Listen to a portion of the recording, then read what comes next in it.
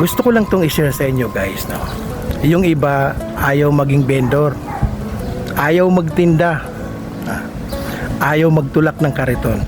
Pero ito lang yung gusto kong sabihin sa inyo. Alam nyo yung stewardess, ang gaganda nila, di ba? Nag-aral ng ilang taon bago maging stewardess.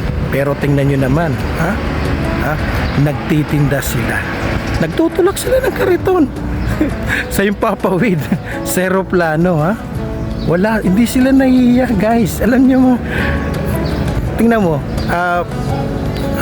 sumakay ka ng aeroplano, makikita mo yung tinutulak nila na kariton. Maliit, cute, di ba? Mga nakikita mo doon, soft drinks, mga dilata, mga chichirya, kape. Grabe, yun ang tinutulak nila sa gitna ng eroplano at nagtitinda sila. Hindi sila nahihiya. Pero ikaw, nahihiya kang magtinda? Nahihiya kang magtulak ng kariton? Nahihiya kang maging vendor? Sige, desisyon mo yan.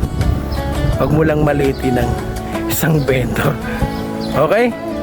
Let's go! Pakpakan na!